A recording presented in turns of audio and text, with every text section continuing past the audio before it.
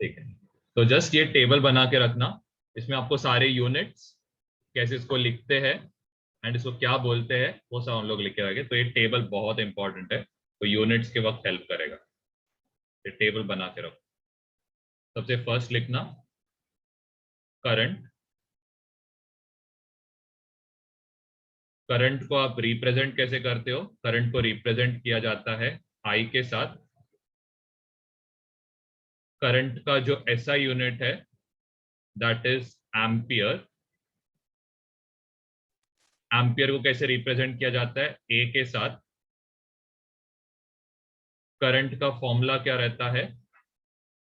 It is charge upon time.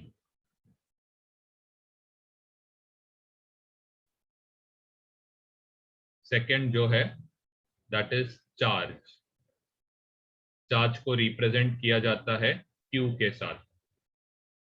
Charge का unit क्या है? कूलोम। कूलोम को लिखा जाता है सी से। चार्ज इक्वल टू रहेगा करंट इनटू टाइम, क्योंकि इधर चार्ज चाहिए आपको, टाइम डिवाइड कर रहा है तो दूसरी साइड जाएगा तो ये मल्टीप्लाई हो जाएगा। फिर करंट के बाद नेक्स्ट इज वोल्टेज। वोल्टेज को रिप्रेजेंट किया जाता है V के साथ। इसको पोटेंशियल डिफरेंस भी बोला जाता है, दोनों का one and the same meaning है। ठीक है, पोटेंशियल डिफरेंस का यूनिट इज वोल्ट। रिप्रेजेंट किससे किया जाता है? V के साथ। वोल्टेज का formula is work done in moving unit positive charge. Charge आएगा डिनोमिनेटर में। ये हो गया। फिर इसके बाद है रेजिस्टेंस। रेजिस्टेंस को रिप्रेजेंट किया जाता है R के साथ। रेजिस्टेंस का यूनिट इज ओम। ओम को रिप्रेजेंट किया जाता है एंड रेजिस्टेंस का जो फॉर्मूला रहेगा that is voltage upon current.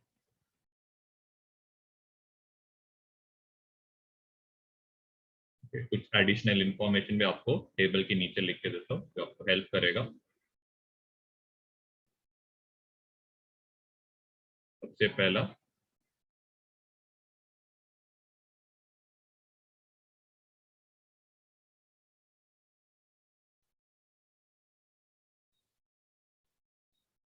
Electron flow होता है higher sorry lower to higher.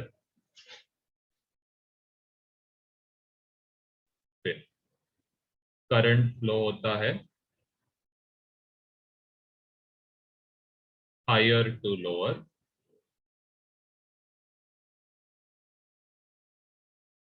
एक और एक एडिशनल इंफॉर्मेशन याद रखना, वन इलेक्ट्रॉन का charges 1.6 into 10 raised to -90 coulomb.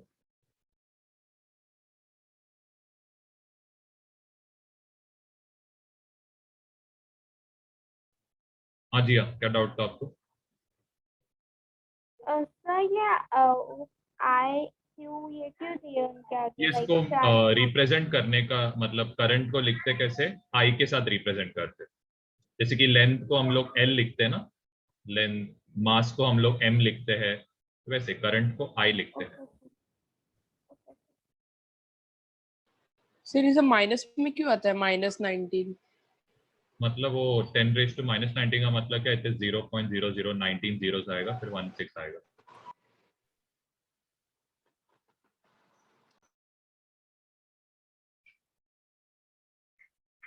अब इसके आगे का जो टॉपिक्स है उस पे जाएंगे, उसका स्क्रीनशॉट लेकर रखना।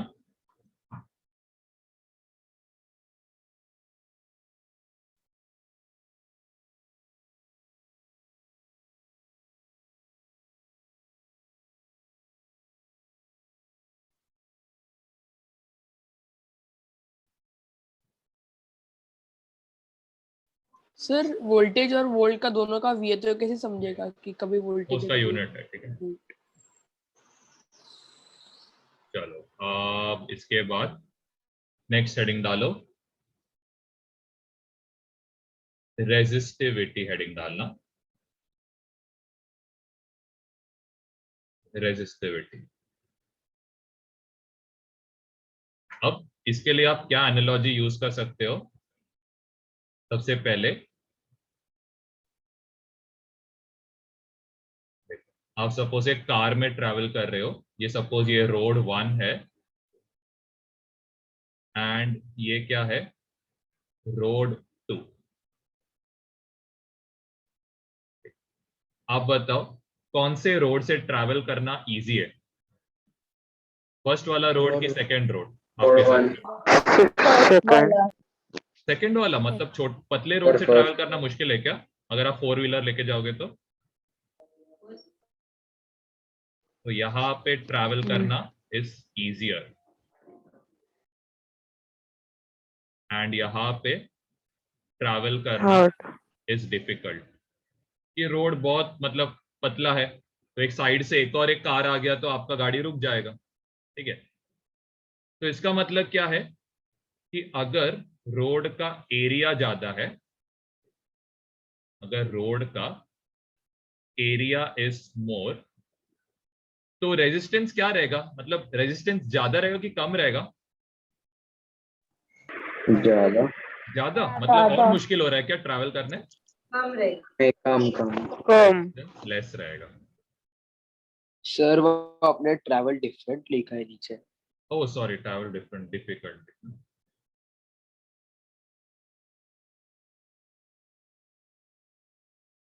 ओके, यहाँ पे area is less, area less है तो आपका रेजिस्टेंस क्या रहेगा, मुश्किल होएगा कि इजी होएगा? ज्यादा होएगा। मुश्किल। यहाँ पे रेजिस्टेंस विल बी मोर, ठीक है। वैसे ही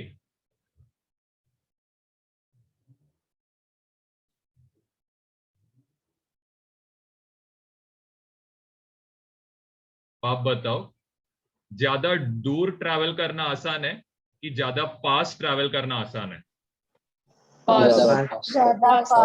पास ट्रैवल करना आसान है। तो इसका मतलब क्या है, अगर आपका रोड का लेंथ ज्यादा रहेगा, ठीक है, लेंथ इधर क्या है ज्यादा, तो आपको ट्रैवल करने मुश्किल हो रहा है ना, तो आपका रेजिस्टेंस क्या रहेगा, ज्यादा रहेगा कि कम रहेगा?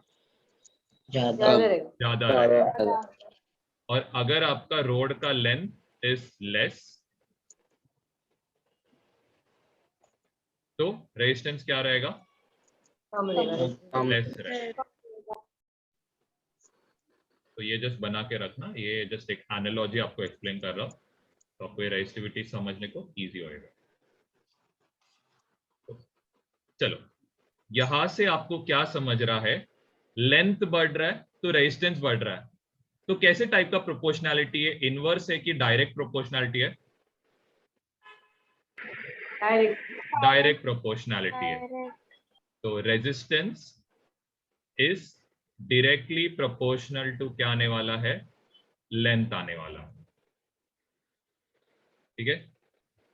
एरिया के साथ कैसा प्रोपोर्शनैलिटी रहेगा, डायरेक्ट रहेगा कि इनवर्स प्रोपोर्शनैलिटी?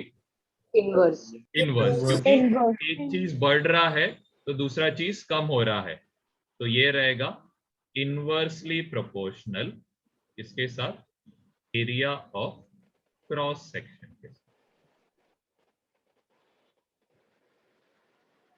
अगर ये दोनों को मैंने क्या किया, कंबाइन किया, ठीक है, इक्वेशन 1 एंड इक्वेशन 2 दोनों को क्या किया, कंबाइन किया, तो जो रेजिस्टेंस रहेगा ये डायरेक्टली प्रोपोर्शनल टू एल रहेगा which is length, and inversely proportional to area. यहाँ पे आप लेंथ लिख सकते हो, दोनों को कंबाइन, तो आप देख सकते हो लेंथ का जो पार्ट है ये न्यूमरेटर पे है, इसलिए यहाँ पे न्यूमरेटर पे लिखा है, area of cross section denominator में है इसलिए इसको डिनोमिनेटर में लिखा। अगर आपने यहाँ पे इक्वल टू का साइन डाला तो क्या इंट्रोड्यूस होएगा, यहाँ पे क्या आएगा? Constant. कांस्टेंट आएगा, ठीक है। एंड ये जो कांस्टेंट है इसको आप क्या बोलते हो? रेजिस्टिविटी बोलते हो। इसको आप रेजिस्टिविटी, हाँ बोलो क्या हो गया? तो यहाँ पर रेजिस्टेंस इक्वल टू कैसे कौन सा मारते हो क्या क्या? उस मार्क को? रेजिस्टेंस इक्वल टू मार्क है ना कौन सा? हाँ इसको रो बोलते हैं, ये जो साइन है ना इसको रो बोलते हैं। ओके।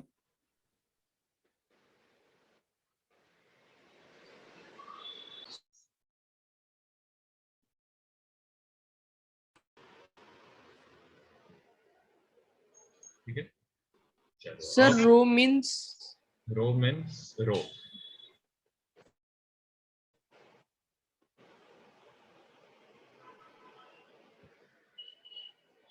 ठीक है, अब इसके बाद जस्ट इसके आगे का ही कंटिन्यूशन करो। आई होप यहाँ तक आपका लिख के हुआ रहेगा।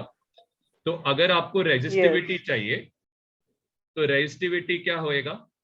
एरिया यहाँ पे डिवाइड हो रहा है तो दूसरी साइड जाएगा तो क्या होएगा? मल्टीप्लाई। लेंथ मल्टीप्लाई हो रहा है तो दूसरी साइड जाएगा तो क्या होएगा? डिवाइड। डिवाइड। अब इसको मैं नेक्स्ट पेज पे जस्ट लिख रहा हूं। तो रेजिस्टिविटी ये जो है, कंटिन्यू है ना? हाँ कंटिन्यू है, एरिया अपॉन क्या आ रहा है? लेंथ, एंड यहां पे it was what? Resistance, multiply हो रहा है। ओके, एरिया को मेजर किस में किया जाता है? एरिया का जो एसआई यूनिट रहता है it is metre square. Length को किस में मेजर किया जाता है? लेंथ को किस में मेजर करते हो आप? सेंटीमीटर। अरे बाप, एसआई यूनिट तो मीटर है ना। मीटर। और रेजिस्टेंस को किस में मेजर करते हैं आप? ओम में। ठीक है, तो ये मीटर और ये मीटर स्क्वायर कैंसिल। रेजिस्टिविटी का यूनिट क्या रहेगा? ओम मीटर रहेगा। ओम इंटू मीटर है बेसिकली, ये रेजिस्टिविटी का।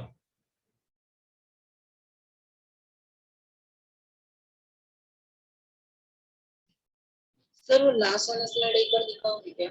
हाँ एक सेकंड, स्क्रीनशॉट ले लो ना इसका। यस सर होगा।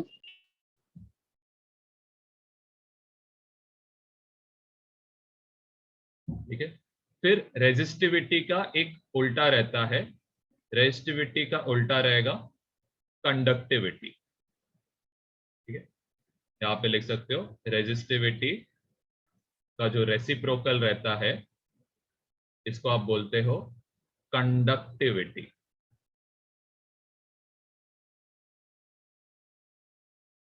वैसे रेजिस्टेंस का उल्टा, रेजिस्टेंस का उल्टा क्या रहेगा? उसको हम लोग बोलते हैं कंडक्टेंस।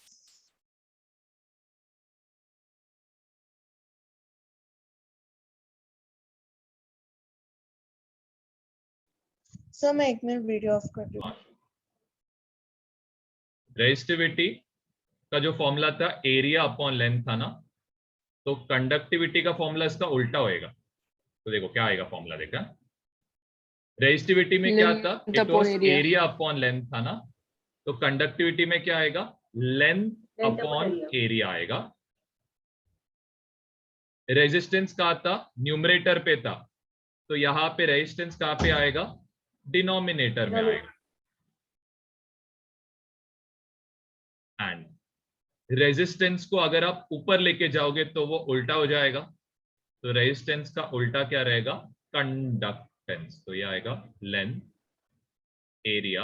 अगर आप रेजिस्टेंस को ऊपर लेके जाओगे तो ये होएगा कंडक्टेंस। ये आपको नहीं है सिलेबस में, जस्ट समझाने के लिए बस लिखाया। और कुछ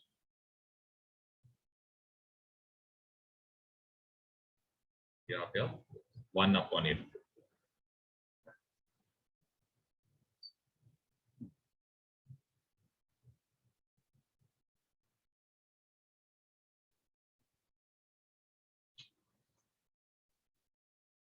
के बाद आप कुछ नोट करके लिख सकते हो। रेजिस्टिविटी ये क्या है? प्रॉपर्टी ऑफ मटेरियल है, प्रॉपर्टी ऑफ मटेरियल। एंड ये क्या है? सेम मटेरियल के लिए क्या रहेगा? कांस्टेंट रहेगा।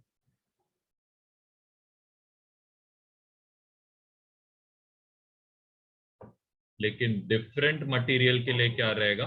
डिफरेंट रहेगा।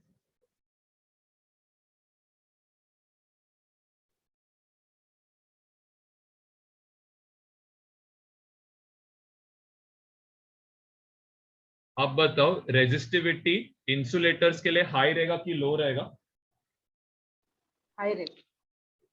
रेजिस्टिविटी इंसुलेटर्स के लिए हाई रहता है।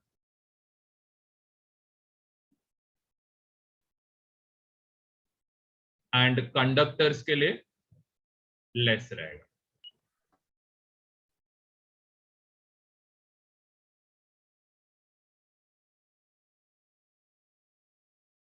और एक पॉइंट है, सिल्वर एंड कॉपर ये सबसे बेस्ट कंडक्टर्स है।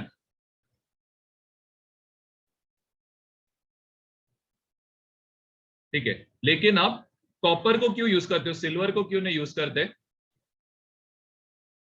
Sir silver rare. ठीक है, सिल्वर रेयर है और उसका कॉस्ट ज्यादा है, तो लोग आपके घर का वायर वेयर चोरी करेंगे, तो इसीलिए। सर मैं एक मिनट वीडियो बंद करूं? हाँ श्योर। तो इसीलिए सिल्वर का वायर क्यों नहीं बनाते? तो यहाँ पे लिख सकते हो हाई कॉस्ट। सर पर बना सकती है ना? बना सकते, लेकिन आप बना लेंगे। हाई कॉस्ट एंड रेयर रहेगा, लेकिन कॉपर जो है low cost abundant. As compared to silver तो ये ज्यादा अबंडेंट है।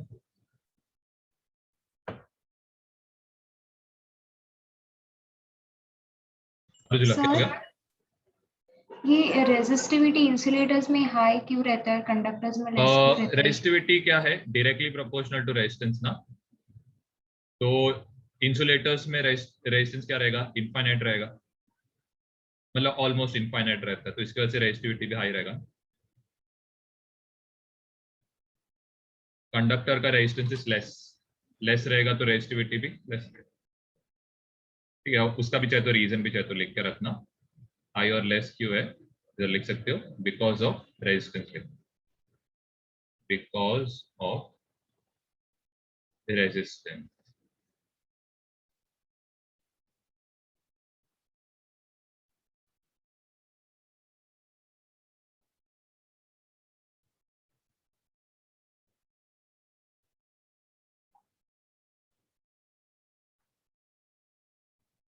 नेक्स्ट हेडिंग डालना, रीजंस फॉर रेजिस्टेंस हेडिंग डालो, reasons for resistance.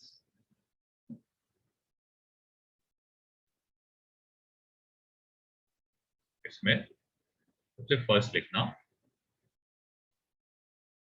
Due to impurities in a inside a metal लिख सकते हो, due to impurities inside a metal। Second लिख सकते हो, due to collision between electrons and atoms। ठीक है, आप मुझे बताओ, इलेक्ट्रॉन्स का मोशन हो रहा है, तो अगर इलेक्ट्रॉन्स का मोशन हुआ तो इसमें कौन सा एनर्जी रहेगा? इलेक्ट्रॉन्स का अगर मोशन रहेगा तो इसमें कौन सा एनर्जी रहने वाला है? Negative energy. Negative energy. Electrons को वेलोसिटी रहता है, तो कौन सा एनर्जी रहता है? Kinetic energy. Kinetic energy. Kinetic energy रहता है। जब ये क्या होता है, दूसरा एक एटम के साथ क्या होता है, कोलाइड होता है, ठीक है। Collide. कोलिजन होते वक्त क्या होएगा, काइनेटिक एनर्जी क्या होएगा, बढ़ेगा कि कम होएगा, कम होगा। कम बढ़ेगा। होगा, ठीक है। काइनेटिक एनर्जी कोलिजन के वक्त उसका वेलोसिटी क्या होएगा, डिक्रीज होएगा, तो काइनेटिक एनर्जी डिक्रीज होने वाला है। काइनेटिक एनर्जी अगर डिक्रीज हुआ तो ये काइनेटिक एनर्जी किसी और एनर्जी में कन्वर्ट हुआ है, तो ये किस में कन्वर्ट हुआ है, kinetic energy gets converted into thermal energy, and ये थर्मल एनर्जी के वजह से क्या होता है, टेम्परेचर बढ़ता है, किसका, कंडक्टर का टेम्परेचर। अब ये आप कहां पे नोटिस करते हो, जैसे आयरन बॉक्स जो रहता है, जैसे आप इस्त्री करते हो कपड़े का, तो उसमें आप क्या नोटिस करते हो, अगर आप उसके अंदर से करंट पास करोगे, उसका जो नीचे का जो मेटल सरफेस रहता है, इसका टेम्परेचर एकदम हाई होता है। अब इसका टेम्परेचर हाई क्यों होता है, क्योंकि इसका रेजिस्टेंस बहुत ज्यादा रहता है। रेजिस्टेंस बहुत ज्यादा रहेगा तो जो भी काइनेटिक एनर्जी है वो किस में कन्वर्ट होता है, थर्मल एनर्जी में कन्वर्ट, जिसकी वजह से आपका टेम्परेचर क्या होएगा, बहुत ज्यादा बढ़ता है। एंड ये और कहाँ पे यूज किया जाता है, सिर्फ आयरन बॉक्स में नहीं, ये और कहाँ पे यूज किया जाता है, वाटर हीटर्स, जिसको आप गीजर्स। गीजर्स बोलते हो, तो इसमें भी यही सेम प्रोसीजर यूज किया जाता है। करंट को क्या किया जाता है, हाई रेजिस्टेंस कॉइल के अंदर फ्लो किया जाता है, जिसके वजह से क्या होता है। और एक चीज है, लाइट बल्ब, ओके, अगर आप लाइट बल्ब को कभी आपने ऑब्जर्व किया रहेगा, तो ये अंदर का एक देखो, एक पतला सा एक फिलामेंट रहता है। जब लाइट ऑफ होता है ना, आप क्या नोटिस करोगे, इसका कलर है ना, कुछ रेड कलर रहता है, एक ऑरेंजिश कलर रहता है इसके ऊपर। अब ऑरेंजिश कलर एक क्यों होता है, इसका रीजन है, इसका टेम्परेचर बहुत हाई रहता है, हीट। ठीक है, बहुत हाई टेम्परेचर रहता है। इसके वजह से क्या होता है, ग्लो होने स्टार्ट होता है। ये किसका बना हुआ रहता है, ये लाइट बल्ब का फिलामेंट बना हुआ है टंगस्टन, इसका मेल्टिंग पॉइंट है सबसे हाईएस्ट। सर हाँ बोलो ना। सर आपने सर्कल बनाया और एरो मार्क बनाया ना, उसके ऊपर आपने लिखा है ना मराठी में 7, उसका मतलब क्या है? तो मतलब पता नहीं, और वो है क्या, पर उसको बोलते क्या है? मराठी का 7।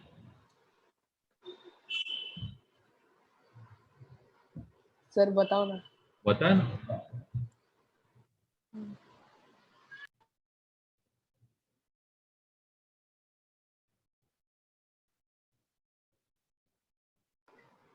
सर ये वाला डायग्राम ड्रॉ करना है क्या? मत करो, हमें 2 मिनट में कैमरा बंद कर दो। ठीक है, यहां तक हो गया सबका बना के, तो इधर बस लिखना, when more number of collisions occur, more number of collisions occur, kinetic energy reduces significantly, बहुत ज्यादा वेलोसिटी डिक्रीज होता है इलेक्ट्रॉन का, reduces significantly, therefore high amount of kinetic energy is converted into thermal energy, collision के वजह से।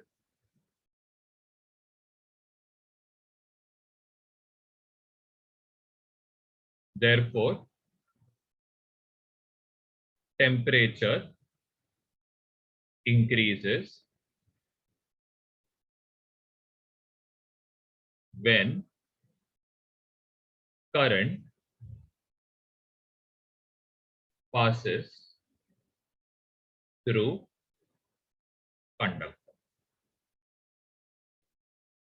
ये एक इंपॉर्टेंट पॉइंट है, एंड यही सेम चीज आप किस में यूज करते हो, लाइट बल्ब्स, आयन और आयन बॉक्स लिखना।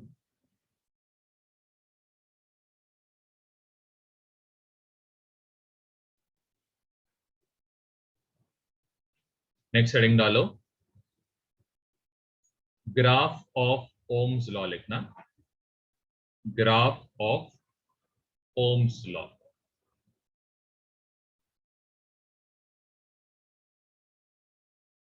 ओके, ये ग्राफ कैसे रहता है, ये बहुत इंपॉर्टेंट ग्राफ है। ओम्स लॉ में सबसे पहले वाई एक्सिस पे आप किसको बनाओगे, वोल्टेज। यहां पे क्या रहेगा, वोल्ट रहेगा, V। ये आपका ओरिजिन रहेगा। एक्स एक्सिस पे आप क्या बनाओगे, करंट। करंट को I से रिप्रेजेंट करते, यहाँ पे आएगा C। अब ये जो ग्राफ रहता है ना, ये एक स्ट्रेट लाइन रहता है। ये स्ट्रेट लाइन क्या इंडिकेट करेगा, डायरेक्टली प्रोपोर्शनलिटी इंडिकेट करेगा। कौन इंडिकेट करेगा, ये स्ट्रेट लाइन।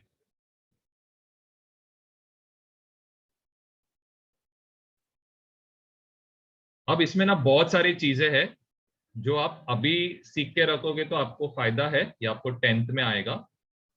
ओके, अब ये जो ग्राफ है इसको आप क्या बोलते हो, स्ट्रेट लाइन का ग्राफ।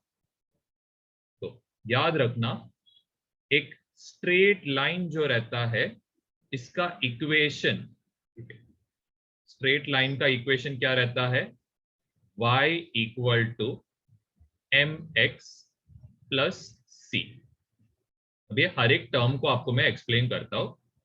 अब देखो, y एक्सिस में, ये y एक्सिस है, ऊपर जाने वाला एक्सिस जो है y है, राइट साइड में हॉरिजॉन्टल एक्सिस को x एक्सिस बोलते हैं।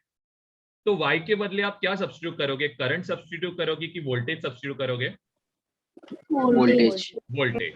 ठीक, इधर आएगा वोल्टेज इक्वल टू m, फिलहाल के लिए, अभी के लिए सो जस्ट ऐसे ही रखो, m हम लोग बाद में रखेंगे। x का काम कौन कर रहा है यहाँ पे, करंट। करंट कर रहा है, वेरी गुड, करंट कर रहा है। Now what is this c and what is this m, पहले c ज्यादा इजी है तो c करेंगे। c को हम लोग क्या बोलते हैं, y इंटरसेप्ट। अब ये y इंटरसेप्ट का मीनिंग क्या है, y एक्सिस को ये कहां पे कट करेगा ये लाइन। ठीक है, आप लिख सकते हो वेयर, इसका मतलब मैं लिखता हूं where does it cut line on y axis. वैसे x इंटरसेप्ट रहेगा तो where does it cut line on the x axis. Okay, अब आप मुझे बताओ, यहां पे ये जो स्ट्रेट लाइन है y एक्सिस को कहां पे कट कर रहा है, ये देखो एट पॉइंट ओ, ओरिजिन पे कट कर रहा है। तो यहां पे आप c के बदले क्या लिखोगे, you will just put 0। Okay, now what is this slope, ये जो m जो है इसको हम लोग क्या बोलते हैं, m को बोला जाता है स्लोप, बोला जाता है स्लोप ऑफ लाइन। अब स्लोप का तो एकदम सिंपल मीनिंग है, जैसे कि आप बताओ माउंटेन का स्लोप ज्यादा रहेगा कि स्ट्रेट लाइन का स्लोप ज्यादा, मतलब स्ट्रेट रोड का स्लोप ज्यादा रहेगा, स्ट्रेट रोड। माउंटेन का स्लोप ज्यादा रहेगा ना, क्योंकि इसमें चढ़ने को मुश्किल होता है। तो ये रहता है, ये जो एंगल रहता है ना, ये एंगल, इसको आप थीटा बोलते हैं। ये हम लोग ने वर्क के इसमें किया था, तो ये लिख सकते हो एंगल। ठीक है, आप इधर लिख सकते हो स्ट्रेट रोड का जो स्लोप है, ये स्ट्रेट रोड लिखना, स्ट्रेट रोड का जो स्लोप रहेगा इट इज लेस। क्यों, क्योंकि इसका एंगल भी बहुत कम है ना, इसीलिए एंगल इधर 0 फॉर्म हो रहा है। माउंटेन का स्लोप क्या रहेगा, बहुत ज्यादा रहेगा, क्योंकि इस पे चढ़ने को भी बहुत मुश्किल है एंड ये एंगल भी बहुत ज्यादा है। स्लोप बेसिकली क्या है वो भी मैं समझाता हूं। यहाँ पे स्लोप का काम कौन करेगा? R करेगा, विच इज द रेजिस्टेंस। ये बहुत इंपॉर्टेंट है एंड यही आपका ओम्स लॉ है ना, V equal to current into resistance.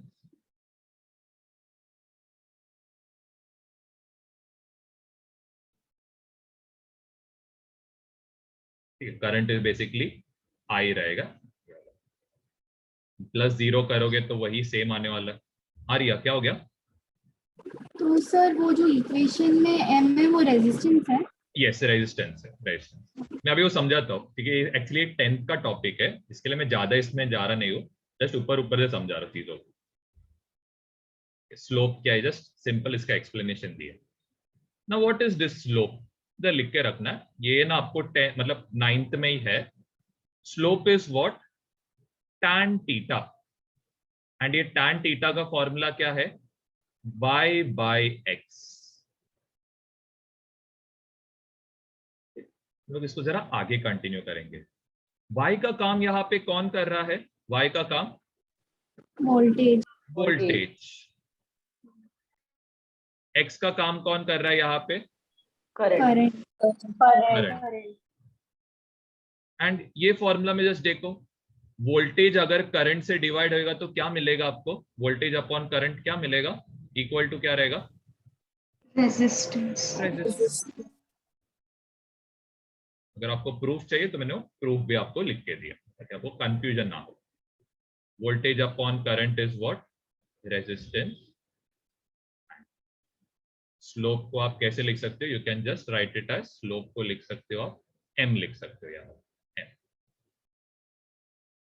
ये tan theta, sin theta, cos theta आपको 9th का लास्ट चैप्टर में आएगा।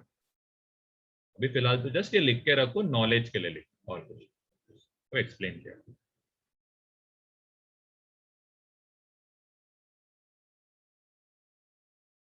अगर आपको नहीं समझा तो एक बार वो वीडियो को गो थ्रू करो एक और बार, you will understand it. And ये ग्राफ किसके लिए एप्लीकेबल है?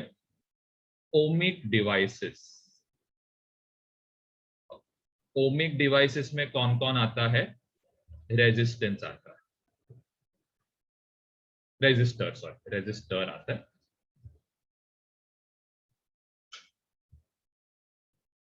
इधर तक पहले बना लेना, इसका एक स्क्रीनशॉट लो।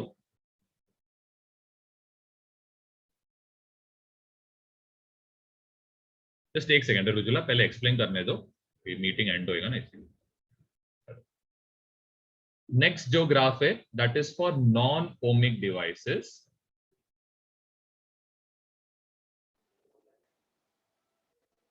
सर रिजॉइन होने का? हाँ, रिजॉइन। नॉन ओमिक डिवाइसेस, ये नॉन ओमिक डिवाइसेस में कौन कौन आता है? डायोड, ट्रांजिस्टर, जो आपके कंप्यूटर्स में यूज किया जाता है। एंड ये क्या मालूम है क्या? टेम्परेचर डिपेंडेंट है, मतलब ये क्वांटिटीज टेम्परेचर के हिसाब से भी चेंज होएगा। तो यहाँ पे वोल्टेज वर्सेस करंट का जो ग्राफ आएगा ना, ये इधर ऐसा रहेगा या फिर ये इस तरह।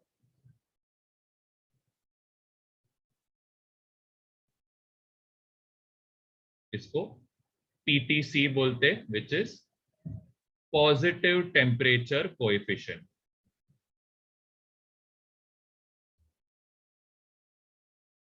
यहाँ पे टेम्परेचर बढ़ने पे करंट बढ़ता है।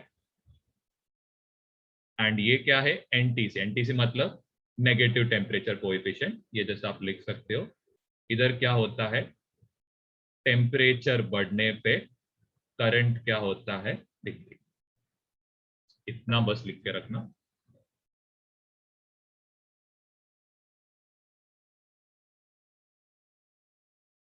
मीटिंग एंड हुआ तो एक 5 मिनट का ब्रेक ले लो, एक लास्ट पार्ट हमें खत्म करेंगे।